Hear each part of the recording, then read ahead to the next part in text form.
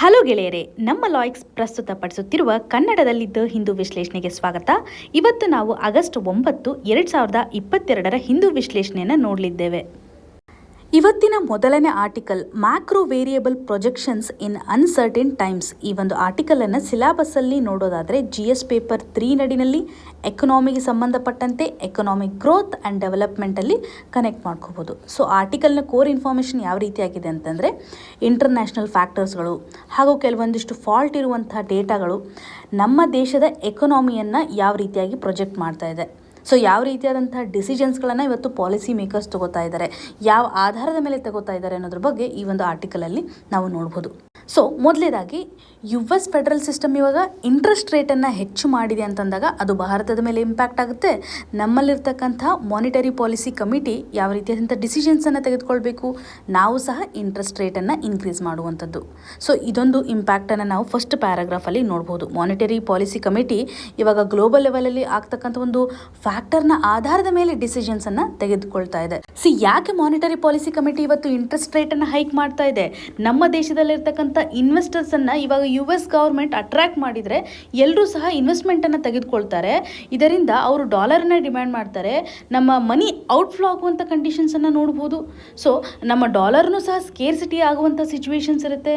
Investors ಸಹ ಹೋದರೆ ನಮ್ಮ ಡೊಮೆಸ್ಟಿಕ್ ಮಾರ್ಕೆಟಲ್ಲಿ ಸಾಕಷ್ಟು ತೊಂದರೆಯನ್ನು ನಾವು ಫೇಸ್ ಮಾಡ್ಬೋದು ಅನ್ನುವಂಥ ಒಂದು ನಿಟ್ಟಿನಲ್ಲಿ ನಾವು ಸಹ ಇಂಟ್ರೆಸ್ಟ್ ರೇಟನ್ನು US ಫೆಡರಲ್ ಸಿಸ್ಟಮ್ ತೆಗೆದುಕೊಂಡಿರುವಂಥ ರೇಟ್ಗನ್ನು ಅನುಗುಣವಾಗಿ ಬದಲಾವಣೆಯನ್ನು ಮಾಡಬೇಕಾಗುತ್ತೆ. ಸೊ ಇದೊಂದು ಇಂಪ್ಯಾಕ್ಟನ್ನು ನಾವು ಇಲ್ಲಿ ಕನ್ಸಿಡರ್ ಮಾಡುವಂಥದ್ದು. ಇನ್ನು ರಷ್ಯಾ ಮತ್ತು ಉಕ್ರೈನ್ ವಾರ್ಗೆ ಸಂಬಂಧಪಟ್ಟಂತೆ ಸಾಕಷ್ಟು ಡಿಸ್ರಪ್ಷನ್ಸನ್ನು ನಾವು ನೋಡಿದ್ವಿ. ಲಾಕ್ಡೌನಲ್ಲೂ ಸಹ ಸಾಕಷ್ಟು ತೊಂದರೆಗಳನ್ನು ಗ್ಲೋಬಲ್ ಲೆವೆಲಲ್ಲಿ, ಅದರಲ್ಲೂ ಸಪ್ಲೈ ಚೈನನ್ನು ನಾವು ಕನ್ಸಿಡರ್ ಮಾಡಿದಾಗ ಸಾಕಷ್ಟು ಡಿಸ್ರಪ್ಷನ್ ಅಥವಾ ತೊಂದರೆ ಆಗಿದೆ ಅನ್ನುವಂಥದ್ದು. ಫುಡ್ ಅವೈಲಬಿಲಿಟಿ ಆಗಿರ್ಬೋದು, ಫರ್ಟಿಲೈಸರ್ಗೆ ಸಂಬಂಧಪಟ್ಟಂತೆ ಇರ್ಬೋದು, ಮೆಟಲ್ಸ್ಗಳಿರ್ಬೋದು, ಬೇಕಾಗಿರುವಂಥ ಕಮೋಡಿಟೀಸ್ಗಳು ಸಿಗದೇ ಇರುವಂಥ ಕಂಡೀಷನ್ಸನ್ನು ನಾವು ಸಪ್ಲೈ ಸ್ಕೇರ್ಸಿಟಿನಲ್ಲಿ ನೋಡುವಂಥದ್ದು. ಸೊ ಈ ಒಂದು ಕೋವಿಡ್ ಸಿಚುವೇಶನ್ಸನ್ನು ನಾವು ಸೆಕೆಂಡ್ ಫ್ಯಾಕ್ಟರ್ ಆಗಿ ಕನ್ಸಿಡರ್ ಮಾಡುವಂಥದ್ದು. ಇನ್ನು ಥರ್ಡ್ ಫ್ಯಾಕ್ಟರ್, ಬಿಗ್ಗೆಸ್ಟ್ ಫ್ಯಾಕ್ಟರ್ ಅಂತಂದರೆ ರಷ್ಯಾ ಮತ್ತು ಉಕ್ರೈನ್ ವಾರ್. ಇದರಿಂದನೂ ಸಹ ಸಾಕಷ್ಟು ಎಕಾನಮಿಗೆ ಇವತ್ತು ಇಂಪ್ಯಾಕ್ಟ್ ಆಗಿದೆ. ಸಾಕಷ್ಟು ಕಂಟ್ರೀಸ್ಗಳು ತೊಂದರೆಗಳನ್ನು ಫೇಸ್ ಮಾಡ್ತಾ ಇದ್ದಾವೆ ಅನ್ನುವಂಥದ್ದು.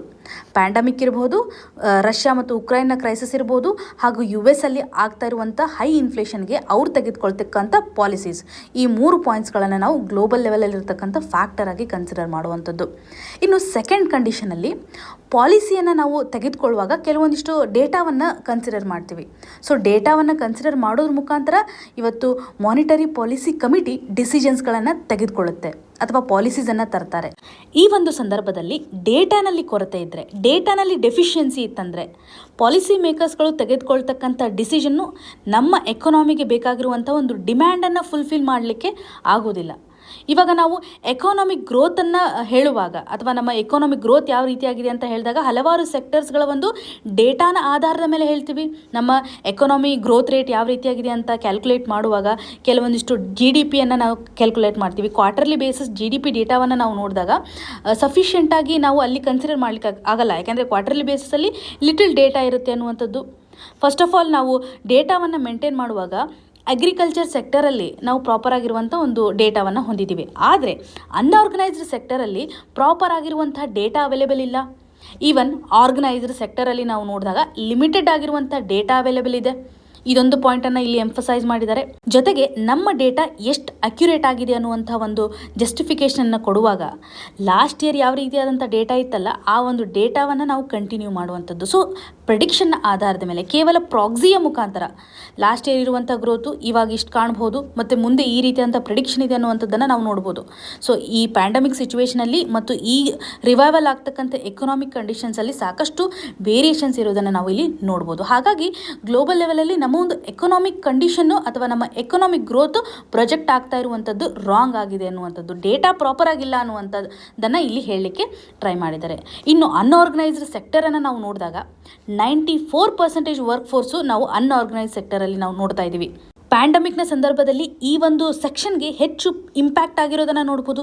ಅವರ ಇನ್ಕಮು ಸಹ ಡಿಕ್ಲೈನ್ ಆಗಿದೆ, ಎಲ್ಲ ಕಮೋಡಿಟೀಸ್ಗಳ ಒಂದು ಪ್ರೈಸು ಇನ್ಕ್ರೀಸ್ ಆಗಿರೋದನ್ನು, ಈ ರೀತಿಯಾದಂಥ ಡೇಟಾಗಳನ್ನು ನಾವು ಪ್ರಾಪರಾಗಿ ಮೇಂಟೈನ್ ಮಾಡಿಲ್ಲ. ಅನ್ಆರ್ಗನೈಸ್ ಸೆಕ್ಟರನ್ನು ನಾವು ನೆಗ್ಲೆಕ್ಟ್ ಮಾಡಿದ್ದೀವಿ ಅನ್ನುವಂಥದ್ದು. ಜೊತೆಗೆ ಪ್ಯಾಂಡಮಿಕ್ಗೆ ಸಂಬಂಧಪಟ್ಟಂತೆ ನೋಡುವಾಗ ಇವಾಗ ಮಂಕಿ ಪಾಕ್ಸ್ ಸಹ ಸಾಕಷ್ಟು ಕಂಟ್ರೀಸ್ಗಳಲ್ಲಿ ಬಂದಿದೆ. ಸೊ ವರ್ಲ್ಡ್ ಹೆಲ್ತ್ ಆರ್ಗನೈಸೇಷನು ಸಹ ಇವಾಗ ಎಮರ್ಜೆನ್ಸಿ ಡಿಕ್ಲೇರ್ ಮಾಡಿರೋದನ್ನು ನಾವು ನೋಡ್ಬೋದು. ಇದೊಂದು ಕನ್ಸರ್ನನ್ನು ಕ್ರಿಯೇಟ್ ಮಾಡಿದೆ. ಸೊ ಇದರಿಂದ ಸಹ ಸಾಕಷ್ಟು ಕಂಟ್ರೀಸ್ಗಳಲ್ಲಿ ಗ್ರೋತ್ ಇಂಪ್ಯಾಕ್ಟ್ ಆಗಿದೆ ಅನ್ನೋದನ್ನು ನಾವಿಲ್ಲಿ ಕನ್ಸಿಡರ್ ಮಾಡುವಂಥದ್ದು. ಇನ್ನು ನೀವಿಲ್ಲಿ ಸ್ಟ್ಯಾಗ್ಫ್ಲೇಷನ್ ಅನ್ನುವಂಥ ಒಂದು ವರ್ಡನ್ನು ನೋಡ್ತಾ ಇದ್ದೀರಾ. ಡಿಸೀಸ್ ಅಂತಂದಾಗ ಪ್ಯಾಂಡಮಿಕ್ಗೆ ಸಂಬಂಧಪಟ್ಟಂತೆ ಸ್ಟ್ಯಾಗ್ಫ್ಲೇಷನ್ ಕ್ರಿಯೇಟ್ ಆಗಿದೆ ಅನ್ನೋದನ್ನು ಮೆನ್ಷನ್ ಮಾಡಿದ್ದಾರೆ. ಸ್ಟ್ಯಾಗ್ಫ್ಲೇಷನ್ನು ಎಕ್ಸಾಮಿನೇಷನ್ ಪರ್ಸ್ಪೆಕ್ಟಿವಲ್ಲಿ ಇಂಪಾರ್ಟೆಂಟ್, ಪ್ರಿಲಿಮ್ಸ್ಗೆ ತುಂಬ ಇಂಪಾರ್ಟೆಂಟ್ ಆಗಿರೋದ್ರಿಂದ ಇದ್ರ ಬಗ್ಗೆ ನಾವು ಸ್ವಲ್ಪ ಮಾಹಿತಿಯನ್ನು ತಿಳ್ಕೊಳ್ಳಿಕ್ಕೆ ಟ್ರೈ ಮಾಡೋಣ. ಸ್ಟ್ಯಾಗ್ಫ್ಲೇಷನ್ ಅಂತಂದರೆ ಏನು? ಈ ಒಂದು ವರ್ಡನ್ನು ನೋಡಿದಾಗ ಇದರಲ್ಲಿ ಇನ್ಫ್ಲೇಷನ್ ಇದೆ ಅನ್ನೋದು ನಿಮಗೆ ಗೊತ್ತಾಗಬೇಕು. ಸೊ ಈ ಒಂದು ಇನ್ಫ್ಲೇಷನ್ ಅಂತಂದಾಗ ಏನಾಗುತ್ತೆ ಕಂಡೀಷನ್ನು? ಸೊ ಇನ್ಫ್ಲೇಷನ್ ಅಂತಂದರೆ ಎಲ್ಲ ಕಮೋಡಿಟೀಸ್ಗಳ ಒಂದು ಪ್ರೈಸ್ ಹೆಚ್ಚಾಗುತ್ತೆ. ಈ ಒಂದು ಹಣದುಬ್ಬರ ಅಂತ ಕನ್ನಡದಲ್ಲಿ ನಾವು ಅನುವಾದವನ್ನು ನೋಡ್ಬೋದು. ಹಣದುಬ್ಬರದ ಸಂದರ್ಭದಲ್ಲಿ ಎಲ್ಲ ಕಮೋಡಿಟೀಸ್ಗಳ ಅಥವಾ ಎಲ್ಲ ಗೂಡ್ಸ್ಗಳ ಪ್ರೈಸ್ ಏನಿರುತ್ತಲ್ಲ ಅದು ಹೆಚ್ಚಾಗುವಂಥ ಒಂದು ಕಂಡೀಷನ್. ಸೊ ಇದರಿಂದ ಏನಾಗ್ಬೋದು? ಮಾರ್ಕೆಟಲ್ಲಿ ಏನಾಗುತ್ತೆ? ಸೊ ಡಿಮ್ಯಾಂಡ್ ಕ್ರಿಯೇಟ್ ಆಗುತ್ತೆ. ಸೊ ಕನ್ಸಂಪ್ಷನ್ ಹೆಚ್ಚಾಗಿದೆ ಅನ್ನುವಂಥದ್ದು. ಸೊ ಡಿಮ್ಯಾಂಡ್ ಕ್ರಿಯೇಟ್ ಆಗಿದೆ ಅಂತಂದಾಗ ಎಂಪ್ಲಾಯ್ಮೆಂಟ್ ಅಪಾರ್ಚುನಿಟಿಯನ್ನು ಟೆಂಪ್ರರಿ ಬೇಸಿಸ್ ಮೇಲೆ ಸೊ ಕ್ರಿಯೇಟ್ ಆಗುತ್ತೆ. ಸೊ ಎಂಪ್ಲಾಯ್ಮೆಂಟು ಕ್ರಿಯೇಟ್ ಆಗುತ್ತೆ, ಕನ್ಸಂಪ್ಷನ್ ರೇಟ್ ಕ್ರಿಯೇಟ್ ಆಗುತ್ತೆ, ಡಿಮ್ಯಾಂಡ್ ಕ್ರಿಯೇಟ್ ಆಗುತ್ತೆ. ಹೀಗಾಗಿ ಹಲವಾರು ಫ್ಯಾಕ್ಟರ್ಸ್ಗಳನ್ನು ಇನ್ಫ್ಲೇಷನಿಂದ ನಾವು ನೋಡ್ಬೋದು. ಸೊ ಆಪ್ಟಿಮಲ್ ಲೆವೆಲಲ್ಲಿ ಇನ್ಫ್ಲೇಷನ್ ನಮ್ಮ ಒಂದು ಗ್ರೋತ್ಗೆ ಹೆಲ್ಪ್ ಆಗುತ್ತೆ, ಎಕನಾಮಿಕ್ ಗ್ರೋತ್ಗೆ ಹೆಲ್ಪ್ ಆಗುತ್ತೆ. ಇದು ಇನ್ಫ್ಲೇಷನಲ್ಲಿ ನಾರ್ಮಲ್ ಕಂಡೀಷನ್. ಇವಾಗ ಸ್ಟ್ಯಾಗ್ಫ್ಲೇಷನ್ ಇದರ ಒಂದು ಅಪೋಸಿಟ್ ಕಂಡೀಷನ್. ಸ್ಟ್ಯಾಗ್ಫ್ಲೇಷನ್ ಅಂತಂದರೆ ನಾನು ಇವಾಗ ಏನು ಹೇಳಿದ್ನಲ್ಲ ಅವೆಲ್ಲನೂ ಡಿಕ್ರೀಸ್ ಆಗುವಂಥದ್ದು. ಸೊ ಈ ಒಂದು ಇಮೇಜ್ನ ಮುಖಾಂತರ ನೀವು ನೋಡ್ಬೋದು. ಇನ್ಫ್ಲೇಷನ್ ಅಂತಂದರೆ ಅಥವಾ ಹಣದುಬ್ಬರ ಅಂತಂದರೆ ಪ್ರೈಸ್ ರೈಸ್ ಆಗುತ್ತೆ. ಸೊ ಇದಿದ್ದಾಗೂ ಸಹ ಡಿಮ್ಯಾಂಡ್ ಡೌನ್ ಇದೆ, ಅನ್ಎಂಪ್ಲಾಯ್ಮೆಂಟ್ ಹೆಚ್ಚಾಗಿದೆ ಮತ್ತು GDPನೂ ಸಹ ಕಡಿಮೆ ಆಗಿದೆ. ನಾರ್ಮಲಿ ಇನ್ಫ್ಲೇಷನ್ ಇದ್ದಾಗ ಡಿಮ್ಯಾಂಡ್ ಹೆಚ್ಚು ಕ್ರಿಯೇಟ್ ಆಗಿರುತ್ತಲ್ಲ, ಡಿಮ್ಯಾಂಡ್ ಹೆಚ್ಚಿಗೆ ಅಂತಂದರೆ ಗ್ರೋತ್ ಜಾಸ್ತಿ ಆಗ್ತಿರುತ್ತೆ, ಅಂದರೆ ಪ್ರೊಡಕ್ಷನು ಸಹ ಇನ್ಕ್ರೀಸ್ ಆಗುತ್ತೆ, GDPಗೂ ಸಹ ಕಾಂಟ್ರಿಬ್ಯೂಷನ್ ಮಾಡ್ತಿರುತ್ತೆ ಇನ್ಫ್ಲೇಷನ್. ಆದರೆ ಈ ಒಂದು ಸ್ಟ್ಯಾಗ್ಫ್ಲೇಷನಲ್ಲಿ ಕಂಪ್ಲೀಟ್ ರಿವರ್ಸ್ ಕಂಡೀಷನ್ ಅನ್ನುವಂಥದ್ದು ನಿಮಗೆ ಕ್ಲಿಯರ್ ಆಗಿ ಗೊತ್ತಿರಲಿ. ಸೊ ಈ ಒಂದು ಅನ್ಸರ್ಟನ್ ಪ್ಯಾಂಡಮಿಕ್ ಕಂಡೀಷನಿಂದಾಗಿ ಸ್ಟ್ಯಾಗ್ಫ್ಲೇಷನನ್ನು ನೋಡ್ತಾ ಇದ್ದೀವಿ ಅನ್ನೋದನ್ನು ಇಲ್ಲಿ ಕನೆಕ್ಟ್ ಮಾಡಲಿಕ್ಕೆ ಟ್ರೈ ಮಾಡಿದ್ದಾರೆ. ಸೊ ಒಟ್ಟಾರೆಯಾಗಿ ಈ ಒಂದು ಆರ್ಟಿಕಲಿಂದ ನಮಗೆ ಬೇಕಾಗಿರುವಂತಹ ಪಾಯಿಂಟ್ಸ್ ಅಂತಂದರೆ ಗ್ಲೋಬಲ್ ಲೆವೆಲಲ್ಲಿ ಇರ್ತಕ್ಕಂಥ ಫ್ಯಾಕ್ಟರ್ಸ್ಗಳಾಗಲಿ ಮತ್ತು ಫಾಲ್ಟ್ ಆಗಿರುವಂಥ ಡೇಟಾಗಳು ನಮ್ಮ ಒಂದು ಆರ್ಥಿಕತೆಯನ್ನು ಯಾವ ರೀತಿಯಾಗಿ ಪ್ರೊಜೆಕ್ಟ್ ಮಾಡ್ತಾ ಇದೆ, ಯಾವ ರೀತಿಯಾಗಿ ಡಿಸ್ಪ್ಲೇ ಮಾಡ್ತಾ ಇದೆ ಅನ್ನುವಂಥದ್ದು, ಹಾಗೂ ಮಾನಿಟರಿ ಪಾಲಿಸಿ ಕಮಿಟಿ ಯಾವ ರೀತಿಯಾಗಿ ಡಿಸಿಷನ್ಸನ್ನು ತೆಗೆದುಕೊಳ್ಳುತ್ತೆ, ಇನ್ಫ್ಲೂಯೆನ್ಸ್ ಮಾಡ್ತಕ್ಕಂಥ ಫ್ಯಾಕ್ಟರ್ಸ್ಗಳು ಯಾವುದು ಅನ್ನೋದ್ರ ಬಗ್ಗೆನೂ ನಿಮಗೆ ಗೊತ್ತಿರಬೇಕು. ಸೊ ಇದು ಮೇನ್ಸ್ ಪರ್ಸ್ಪೆಕ್ಟಿವಲ್ಲಿ ಬೇಕಾಗಿರುವಂತಹ ಡೈಮೆನ್ಷನ್ಸ್ಗಳನ್ನು ಅಥವಾ ಪಾಯಿಂಟ್ಸ್ಗಳನ್ನು ಕವರ್ ಮಾಡ್ತಾ ಇರೋದ್ರಿಂದ ನಿಮ್ಮ ಒಂದು ನೋಟ್ಸಲ್ಲಿ ನೀವು ಪಾಯಿಂಟ್ಸ್ಗಳನ್ನು ಬರೆದಿಟ್ಕೋಬಹುದು. ಇನ್ನು ಮುಂದಿನ article the fight for fiscal autonomy. ಈ ಒಂದು ಆರ್ಟಿಕಲನ್ನು ಸಿಲೆಬಸ್ಸಲ್ಲಿ ನೋಡೋದಾದರೆ GS ಪೇಪರ್ 2 ನಡಿನಲ್ಲಿ ಫೆಡರಲಿಸಮ್ಗೆ ಕನೆಕ್ಟ್ ಮಾಡುವಂಥದ್ದು ಹಾಗೂ GS ಪೇಪರ್ 3 ನಡಿನಲ್ಲಿ ಫಿಸ್ಕಲ್ ಪಾಲಿಸಿಗೂ ಸಹ ನಾವು ಕನೆಕ್ಟ್ ಮಾಡ್ಬೋದು. ಸೊ ಆರ್ಟಿಕಲ್ನ ಕಂಟೆಕ್ಸ್ಟ್ ಯಾವ ರೀತಿಯಾಗಿದೆ ಅಂತಂದರೆ, ರೀಸೆಂಟಾಗಿ ಸರ್ಕಾರ ಟ್ಯಾಕ್ಸ್ಗೆ ರಿಲೇಟೆಡ್ ಇರತಕ್ಕಂಥ ರಿಫಾರ್ಮ್ಸನ್ನು ತಂದಿದೆ. GSTನಲ್ಲಿ ಕೆಲವೊಂದಿಷ್ಟು ಎಕ್ಸಂಪ್ಷನ್ಸನ್ನು ಈ ಮೊದಲು ಕೊಡೋದನ್ನು ಸಹ ತೆಗೆದುಹಾಕಿದೆ. ಈ ನಿಟ್ಟಿನಲ್ಲಿ ಈ ಒಂದು ಆರ್ಟಿಕಲಲ್ಲಿ ಸ್ಟೇಟ್ಗೆ ಯಾವ ರೀತಿಯಾದಂಥ ಕಾನ್ಸಿಕ್ವೆನ್ಸಸ್ ಆಗಿದೆ. ಸೊ ರೀಸೆಂಟ್ಲಿ ನಾವು ಈ ಒಂದು ಆರ್ಟಿಕಲನ್ನು ಅಥವಾ ಈ ಒಂದು ಡೈಮೆನ್ಷನ್ಸನ್ನು ಕವರ್ ಮಾಡಿದ್ದೀವಿ. ಸೊ ಅಗೇನ್ ಇಲ್ಲಿ ರಿವಿಷನ್ ಮಾಡುವಂಥ ಪರ್ಪಸ್ನಲ್ಲಿ ಯಾವ ರೀತಿಯಾದಂಥ ಕಾನ್ಸಿಕ್ವೆನ್ಸಸ್ಸನ್ನು ಕ್ರಿಯೇಟ್ ಮಾಡ್ಬೋದು, ಡೆವಲಪ್ಡ್ ಸ್ಟೇಟ್ಸ್ಗೆ ಯಾವ ರೀತಿಯಾದಂಥ ಇಂಪ್ಯಾಕ್ಟ್ ಆಗ್ಬೋದು. ಸೊ ಇಲ್ಲಿ ಫಿಸ್ಕಲ್ ರಿಲೇಷನ್ಗೆ ಸಂಬಂಧಪಟ್ಟಂತೆ ಅಥವಾ ಆರ್ಥಿಕತೆಗೆ ಸಂಬಂಧಪಟ್ಟಂತೆ ಸ್ಟೇಟ್ ಗೌರ್ಮೆಂಟ್ಗೆ ಒಂದು ಅಟಾನಮಿ ತೆಗೆದುಹಾಕಿದಂಗಾಗಿದೆ ಅನ್ನುವಂಥದ್ದು. ಇದರಿಂದ ಇನ್ಇಕ್ವಾಲಿಟಿಗೂ ಸಹ ಒಂದು ಕಾಂಟ್ರಿಬ್ಯೂಷನನ್ನು ಮಾಡ್ತಾ ಇದೆ. ಸೊ ಈ ಒಂದು ಅಸಮಾನತೆ ಯಾವ ರೀತಿಯಾಗಿ ಬೆಳವಣಿಗೆ ಆಗ್ತಾ ಇದೆ ಅಂತ ನೋಡೋದಾದರೆ, ತೆರಿಗೆಯನ್ನು ಹಾಕೋದು ತಪ್ಪೇನಲ್ಲ, ತೆರಿಗೆ ಹಾಕೋದು ತುಂಬ ಇಂಪಾರ್ಟೆಂಟು. ಇದೊಂದು ಫೇರ್ನೆಸ್ಸನ್ನು ನಮ್ಮ ಎಕನಾಮಿಕ್ ಸಿಸ್ಟಮಲ್ಲಿ ಕ್ರಿಯೇಟ್ ಮಾಡುತ್ತೆ. ಆದರೆ ಟ್ಯಾಕ್ಸ್ ಪೇ ಮಾಡುವಂಥ ಒಂದು ಕಂಡೀಷನ್ಸ್ ಸಹ ನಾವು ಅನಲೈಸ್ ಮಾಡಬೇಕು. ಹೆಚ್ಚು ಇಂಡೈರೆಕ್ಟ್ ಟ್ಯಾಕ್ಸ್ಗೆ ನಾವು ಇಂಪಾರ್ಟೆನ್ಸನ್ನು ಕೊಡೋದ್ರ ಬದಲಾಗಿ ಡೈರೆಕ್ಟ್ ಟ್ಯಾಕ್ಸ್ ಮೇಲೆ ಕೊಡಬೇಕು. ಡೈರೆಕ್ಟ್ ಟ್ಯಾಕ್ಸ್ ಅಂತಂದಾಗ ನಿಮ್ಮ ಒಂದು ಇನ್ಕಮ್ನ ಆಧಾರದ ಮೇಲೆ ಟ್ಯಾಕ್ಸ್ ಹಾಕ್ತಾರೆ. ಇಂಡೈರೆಕ್ಟ್ ಟ್ಯಾಕ್ಸ್ ಅಂತಂದಾಗ ಗೂಡ್ಸ್ ಆ್ಯಂಡ್ ಕಮೋಡಿಟೀಸ್ ಮೇಲೆ ಟ್ಯಾಕ್ಸ್ ಹಾಕಿರೋದನ್ನು ಅಥವಾ ಗೂಡ್ಸ್ ಆ್ಯಂಡ್ ಸರ್ವಿಸ್ ಮೇಲೆ, ಸರಕು ಸೇವೆಗಳ ಮೇಲೆ ನಾವು ತೆರಿಗೆ ವಿಧಿಸೋದನ್ನು ನೋಡ್ತಾ ಇದ್ದೀವಿ. ಇಂಡೈರೆಕ್ಟ್ ಟ್ಯಾಕ್ಸ್ ನಮ್ಮ ದೇಶದಲ್ಲಿ ಇಂಡೈರೆಕ್ಟ್ ಟ್ಯಾಕ್ಸ್ಗೆ ನಾವು ಹೆಚ್ಚು ಇಂಪಾರ್ಟೆನ್ಸನ್ನು ಕೊಡ್ತಾ ಇದ್ದೀವಿ. ಅದರಲ್ಲೂ OECD ಕಂಟ್ರೀಸ್ಗಳನ್ನು ನಾವು ನೋಡಿದಾಗ ಅಲ್ಲಿ ಹೆಚ್ಚು ಕಾಂಟ್ರಿಬ್ಯೂಷನ್ನು ಡೈರೆಕ್ಟ್ ಟ್ಯಾಕ್ಸಿಂದ ಇರುತ್ತೆ. ನಮ್ಮ ದೇಶದಲ್ಲಿ ಹೆಚ್ಚು ಇಂಡೈರೆಕ್ಟ್ ಟ್ಯಾಕ್ಸಿಂದ ಕಾಂಟ್ರಿಬ್ಯೂಷನನ್ನು ನೋಡ್ಬೋದು. ಸೊ ಇವಾಗ ಸರಿಸುಮಾರು 50% ಇನ್ಕ್ರೀಸ್ ಆಗಿರೋದನ್ನು ನೋಡ್ತಾ ಇದ್ದೀವಿ. ಗ್ರಾಸ್ ಟ್ಯಾಕ್ಸ್ ರೆವಿನ್ಯೂ ಅಲ್ಲಿ ನಾವು ಇಂಡೈರೆಕ್ಟ್ ಟ್ಯಾಕ್ಸಿಂದ ಹೆಚ್ಚು ಆದಾಯವನ್ನು ಪಡ್ಕೋತಾ ಇದ್ದೀವಿ, ಹೆಚ್ಚು ಶೇರ್ ಇದೆ ಅನ್ನೋದನ್ನು ನಾವಿಲ್ಲಿ ನೋಡ್ಬೋದು. ಸೊ ಈ ಒಂದು ಇಂಡೈರೆಕ್ಟ್ ಟ್ಯಾಕ್ಸ್ ಮೇಲೆ ನಾವು ಹೆಚ್ಚು ಇಂಪಾರ್ಟೆನ್ಸನ್ನು ಕೊಡೋದ್ರ ಬದಲಾಗಿ ಡೈರೆಕ್ಟ್ ಟ್ಯಾಕ್ಸ್ ಮೇಲೆ ಕೊಡಬೇಕು ಅನ್ನೋದನ್ನು ನಾವು ಕನೆಕ್ಟ್ ಮಾಡ್ಕೋಬೋದು. ಸೊ ಇದರಿಂದ ಸೆಂಟ್ರಲ್ ಗೌರ್ಮೆಂಟು ಇವಾಗ ಹೆಚ್ಚು ಇಂಡೈರೆಕ್ಟ್ ಟ್ಯಾಕ್ಸ್ ಮೇಲೆ ಫೋಕಸ್ ಮಾಡ್ತಾ ಇರೋದ್ರಿಂದ ಸ್ಟೇಟ್ ಗೌರ್ಮೆಂಟ್ಗೆ ಬರಬೇಕಾಗಿರುವಂಥ ಆದಾಯ ಬರ್ತಾ ಇಲ್ಲ. GST ರಿಫಾರ್ಮ್ಸ್ನಿಂದಾಗಿ ಆದಾಯ ಬರ್ತಿಲ್ಲ. ಅವರು ಸೋಷಿಯೋ ಎಕನಾಮಿಕ್ ಡೆವಲಪ್ಮೆಂಟ್ ಮೇಲೆ ಫೋಕಸ್ ಮಾಡಲಿಕ್ಕೆ ಕಷ್ಟ ಆಗ್ತಾ ಇದೆ. ಇನ್ಇಕ್ವಾಲಿಟಿನೂ ಕ್ರಿಯೇಟ್ ಆಗ್ತಾ ಇದೆ, ಪಾವರ್ಟಿನೂ ಇನ್ಕ್ರೀಸ್ ಆಗ್ತಾ ಇರುವಂಥದ್ದು. ಸೊ ಡೆವಲಪ್ಮೆಂಟಲ್ ಆ್ಯಕ್ಟಿವಿಟೀಸ್ಗಳು ಆಲ್ಮೋಸ್ಟ್ ಕಡಿಮೆ ಆಗಿದೆ ಅನ್ನೋದನ್ನು ನಾವು ನೋಡ್ಬೋದು. ಇನ್ನು ವರ್ಲ್ಡ್ ಇನ್ಇಕ್ವಾಲಿಟಿ ರಿಪೋರ್ಟ್ 2022ನ ಪ್ರಕಾರ ನಮ್ಮ ದೇಶದಲ್ಲಿ 22% ನಮ್ಮ ನ್ಯಾಷನಲ್ ಇನ್ಕಮ್ ಏನಿದೆ ಅಥವಾ ಟೋಟಲ್ ಇನ್ಕಮಲ್ಲಿ 1% ಜನರಲ್ಲಿ ಮಾತ್ರ ಇದೆ. ಸೊ 1% ಮೆಂಬರ್ಸ್ ಮಾತ್ರ 22% ನ್ಯಾಷನಲ್ ಇನ್ಕಮನ್ನು ಹೊಂದಿದ್ದಾರೆ. ಸೊ ಇಲ್ಲಿ ನೀವು ಅಬ್ಸರ್ವ್ ಮಾಡ್ಬೋದು ಎಷ್ಟೊಂದು ಇನ್ಇಕ್ವಾಲಿಟಿ ಇದೆ ಅಂತ. ಈ ಒಂದು ರಿಪೋರ್ಟ್ನ ಆಧಾರದ ಮೇಲೆ ವರ್ಲ್ಡಲ್ಲೇ ಹೆಚ್ಚು ಅನ್ಇಕ್ವಲ್ ಇರುವಂಥ ಒಂದು ಕಂಟ್ರಿಗೂ ಸಹ ನಮ್ಮ ದೇಶ ಬಿಲಾಂಗ್ ಆಗೋದನ್ನು ನೋಡ್ಬೋದು. ಇನ್ನು ವರ್ಲ್ಡ್ ಪವರ್ಟಿ ಕ್ಲಾಕ್ ಐಡೆಂಟಿಫೈ ಮಾಡಿರುವಂಥ ಪ್ರಕಾರ ಎಕ್ಸ್ಟ್ರೀಮ್ ಪುವರ್ ಇರ್ತಕ್ಕಂಥ ಜನರು ನಮ್ಮ ದೇಶದಲ್ಲಿದ್ದಾರೆ, ಹೈಯೆಸ್ಟ್ ನಂಬರಲ್ಲಿನೂ ಇದ್ದಾರೆ ಅನ್ನೋದನ್ನು ನಾವು ಇಲ್ಲಿ ಅರ್ಥ ಮಾಡ್ಕೋಬೇಕು. ಸೊ ಇನ್ಇಕ್ವಾಲಿಟಿಯನ್ನು ಅಡ್ರೆಸ್ ಮಾಡೋದ್ರಲ್ಲಿ ಸರ್ಕಾರಕ್ಕೆ ಬರ್ತಕ್ಕಂಥ ರೆವಿನ್ಯೂ ಡಿಟರ್ಮೈನ್ ಮಾಡುತ್ತೆ ಇವತ್ತು. ಸೊ ಅವ್ರಿಗೆ ಎಷ್ಟು ಆದಾಯ ಬರುತ್ತೆ ಅದ್ರ ಮೇಲೂ ಸಹ ಅವರು ಸೋಷಿಯೋ ಎಕನಾಮಿಕ್ ಡೆವಲಪ್ಮೆಂಟ್ ಮೇಲೆ ಇವತ್ತು ಫೋಕಸ್ ಮಾಡಬಹುದು. ಇಷ್ಟೆಲ್ಲ ಪರಿಸ್ಥಿತಿ ಇದ್ರೂ ಸಹ ಕೆಲವೊಂದಿಷ್ಟು ಸ್ಟೇಟ್ಗಳು ಸೋಷಿಯೋ ಎಕನಾಮಿಕ್ ಡೆವಲಪ್ಮೆಂಟ್ಗೆ ಸಂಬಂಧಪಟ್ಟಂತೆ ಸಾಕಷ್ಟು ಟಾರ್ಗೆಟ್ಸ್ಗಳನ್ನು ಹಾಕ್ಕೊಂಡಿದ್ದಾವೆ. ಇನ್ಫ್ಲೇಷನ್ನು ಸಹ ಹೆಚ್ಚಾಗಿದೆ ಮತ್ತು ಗ್ಲೋಬಲ್ ಲೆವೆಲಲ್ಲಿ ಕ್ರೈಸಿಸ್ ಆಗಿರೋದ್ರಿಂದ ನಮ್ಮ ದೇಶದ ಮೇಲೂ ಎಕಾನಮಿ ಮೇಲೆ ತುಂಬ ಇಂಪ್ಯಾಕ್ಟ್ ಆಗಿದೆ. ಸೆಂಟ್ರಲ್ ಗೌರ್ಮೆಂಟ್ ತೆಗೆದುಕೊಳ್ತಕ್ಕಂತಹ GST ಪಾಲಿಸೀಸ್ಗಳು ಸಹ ರೆವಿನ್ಯೂವನ್ನು ಇವಾಗ ಕಟ್ ಡೌನ್ ಮಾಡಿದಂಗೆ ಆಗಿದೆ. ಹೀಗಿದ್ರೂ ಸಹ ತಮಿಳುನಾಡು ಗೌರ್ಮೆಂಟ್ ಮತ್ತು ಕೇರಳ ಗೌರ್ಮೆಂಟ್ಗಳು ಸಾಕಷ್ಟು ಟಾರ್ಗೆಟ್ಗಳನ್ನು ಹಾಕ್ಕೊಂಡಿದ್ದಾವೆ. ವೆಲ್ಫೇರ್ ಸ್ಕೀಮ್ಸ್ಗಳನ್ನು ತರ್ತಾ ಇದ್ದಾವೆ. ಪಬ್ಲಿಕ್ ಡಿಸ್ಟ್ರಿಬ್ಯೂಷನ್ ಸಿಸ್ಟಮ್ಗೆ ಸಂಬಂಧಪಟ್ಟಂತೆ ಇರ್ಬೋದು, ಟ್ರಾನ್ಸ್ಪೋರ್ಟ್ಗೆ ಸಂಬಂಧಪಟ್ಟಂತೆ ಇವಾಗ ಫ್ರೀ ಟ್ರಾವೆಲಿಂಗ್ ಕಂಡೀಷನ್ಸ್ ಇರ್ಬೋದು, ಅಥವಾ ಮಹಿಳೆಯರಿಗೆ ಅನುಕೂಲವಾಗುವಂತೆ ಇನ್ಫ್ಲೇಷನನ್ನು ತಡೆಗಟ್ಟೋದಕ್ಕೋಸ್ಕರ ಹಲವಾರು ಪ್ರೋಗ್ರಾಮ್ಸ್ಗಳನ್ನು ಅಥವಾ ಸ್ಕೀಮ್ಸ್ಗಳನ್ನು ಹಾಕ್ಕೊಂಡಿದೆ ಅನ್ನುವಂಥದ್ದು. ಸೊ ಇದರಿಂದಾಗಿ ಸ್ಟೇಟ್ ಗೌರ್ಮೆಂಟ್ ಮಾಡ್ತಕ್ಕಂತಹ ಪ್ರೋಗ್ರಾಮ್ಗಳಿಗೂ ಸಹ ಒಂದು ಸಪೋರ್ಟನ್ನು ಕೊಡೋಕ್ಕಾಗ್ತಿಲ್ಲ. ಸೆಂಟ್ರಲ್ ಗೌರ್ಮೆಂಟ್ ಮಾಡಿರುವಂಥ ಪಾಲಿಸಿ ಇವಾಗ ಸಾಕಷ್ಟು ತೊಂದರೆಯನ್ನು ಸ್ಟೇಟ್ ಗೌರ್ಮೆಂಟ್ಗೆ ಕೊಡ್ತಾ ಇದೆ ಅನ್ನುವಂಥ ಒಂದು ಆ್ಯಂಗಲನ್ನು ಇಲ್ಲಿ ಕವರ್ ಮಾಡಿದ್ದಾರೆ. ಸೊ ಇಲ್ಲಿ ನಾವು ಟ್ಯಾಕ್ಸೇಷನ್ ಪಾಲಿಸಿಗೆ ಸಂಬಂಧಪಟ್ಟಂತೆ ಸಾಕಷ್ಟು ಕರೆಕ್ಷನ್ಸನ್ನು ಮಾಡಬೇಕು. ಸೆಂಟ್ರಲ್ ಗೌರ್ಮೆಂಟ್ ಇನಿಷಿಯೇಟಿವ್ಸನ್ನು ತೆಗೆದುಕೊಳ್ಬೇಕು, ಸರ್ಕಾರ ಸರಿಯಾದಂಥ ನಿರ್ಧಾರವನ್ನು ತೆಗೆದುಕೊಳ್ಬೇಕು ಅನ್ನುವಂಥದ್ದನ್ನು ಕನ್ಕ್ಲೂಷನ್ ಲೆವೆಲಲ್ಲಿ ಹೇಳೋದನ್ನು ನೋಡ್ಬೋದು. ಸೊ ಎಕ್ಸಾಮಿನೇಷನ್ ಪರ್ಸ್ಪೆಕ್ಟಿವಲ್ಲಿ ಸೆಂಟ್ರಲ್ ಗೌರ್ಮೆಂಟ್ ತೆಗೆದುಕೊಳ್ತಕ್ಕಂಥ ಪಾಲಿಸೀಸ್ಗಳು ಯಾವ ರೀತಿಯಾಗಿ ನಮ್ಮ ಒಂದು ಫಿಸಿಕಲ್ ಫೆಡರಲಿಸಮ್ ಸ್ಟ್ರಕ್ಚರ್ನ ಡಿಸ್ಟರ್ಬ್ ಮಾಡ್ತಾ ಇದೆ ಅನ್ನುವಂಥ ಕ್ಲಾರಿಟಿ ನಿಮಗೆ ಗೊತ್ತಿರಬೇಕು. ಇನ್ನು ಮುಂದಿನ article a law without a ಫ್ಲಾ. ಈ ಒಂದು ಆರ್ಟಿಕಲನ್ನು ಸಿಲೆಬಸಲ್ಲಿ GS ಪೇಪರ್ 2 ನಡಿನಲ್ಲಿ ಸೋಷಿಯಲ್ ಜಸ್ಟಿಸ್, ವುಮನ್ ರಿಲೇಟೆಡ್ ಇಶ್ಯೂಸ್ಗೂ ಸಹ ಕನೆಕ್ಟ್ ಮಾಡ್ಕೋಬೋದು. ಹಾಗೂ ಕೆಲವೊಂದಿಷ್ಟು GS 4ಅಲ್ಲಿರ್ತಕ್ಕಂಥ ಡೈಮೆನ್ಷನ್ಸನ್ನು ನಾವಿಲ್ಲಿ ನೋಡ್ಬೋದು. GS 4 ಎಥಿಕ್ಸ್ನಲ್ಲೂ ಸಹ ಈ ಒಂದು ಇಶ್ಯೂಗೆ ಸಂಬಂಧಪಟ್ಟಂಥ ಕ್ವಶನ್ಸನ್ನು ಕೇಳ್ಬೋದು. ಸೊ ಕಳೆದ ವಾರ ನಾವು ಈ ಒಂದು ಇಶ್ಯೂಗೆ ಸಂಬಂಧಪಟ್ಟಂತೆ ಸುಪ್ರೀಂ ಕೋರ್ಟ್ ಯಾವ ರೀತಿಯಾದಂಥ ಜಡ್ಜ್ಮೆಂಟನ್ನು ಕೊಟ್ಟಿದೆ, ಹೈಕೋರ್ಟ್ ಯಾವ ರೀತಿಯಾಗಿ ಹೇಳಿಕೆ ಹೇಳಿದೆ, ಹಾಗೂ ಇಶ್ಯೂ ಯಾವ ರೀತಿಯಾಗಿದೆ, ಈ ಒಂದು ಮೆಡಿಕಲ್ ಟರ್ಮಿನೇಷನ್ ಆಫ್ ಪ್ರೆಗ್ನೆನ್ಸಿ ಆ್ಯಕ್ಟಲ್ಲಿರ್ತಕ್ಕಂಥ ಪ್ರೊವಿಷನ್ಸ್ಗಳು ಯಾವ ರೀತಿಯಾಗಿದೆ ಡೀಟೇಲ್ ಆಗಿ ನಾವು ಸ್ಟಡಿ ಮಾಡಿದ್ದೀವಿ. ಸೊ ಇವತ್ತು ಎಥಿಕಲ್ ಆಸ್ಪೆಕ್ಟ್ ಯಾವ ರೀತಿಯಾಗಿ ಇರುತ್ತೆ ಅನ್ನೋದನ್ನು ನಾವು ಸ್ವಲ್ಪ ಅನಲೈಸ್ ಮಾಡಲಿಕ್ಕೆ ಟ್ರೈ ಮಾಡೋಣ. ಸೊ ಬ್ರೀಫ್ ಆಗಿ ಬ್ಯಾಕ್ಗ್ರೌಂಡ್ ಯಾವ ರೀತಿಯಾಗಿದೆ ಅಂತ ನೋಡೋದಾದರೆ, ಅನ್ಮ್ಯಾರಿಡ್ ವುಮೆನ್ನು ಡೆಲ್ಲಿ ಹೈಕೋರ್ಟ್ಗೆ ಅಪ್ರೋಚ್ ಮಾಡಿರ್ತಾರೆ. ಅವರು 24 ವೀಕ್ಸ್ ಇರ್ತಕ್ಕಂಥ ಒಂದು ಪ್ರೆಗ್ನೆನ್ಸಿಯನ್ನು ಕ್ಯಾರಿ ಮಾಡುವಂಥ ಸಂದರ್ಭದಲ್ಲಿ ಡೆಲ್ಲಿ ಹೈಕೋರ್ಟ್ಗೆ ಅಪ್ರೋಚ್ ಮಾಡಿದಾಗ ನಮ್ಮ ಮೆಡಿಕಲ್ ಟರ್ಮಿನೇಷನ್ ಆಫ್ ಪ್ರೆಗ್ನೆನ್ಸಿ ಆ್ಯಕ್ಟಲ್ಲಿರ್ತಕ್ಕಂಥ ರೂಲ್ಸ್ ಏನಿದೆಯಲ್ಲ 2021ನಲ್ಲಿರುವಂಥ ಒಂದು ರೂಲ್ಸ್ನ ಆಧಾರದ ಮೇಲೆ ಅವ್ರಿಗೆ ಡೆಲ್ಲಿ ಹೈಕೋರ್ಟ್ ಅಲೌ ಮಾಡಲ್ಲ.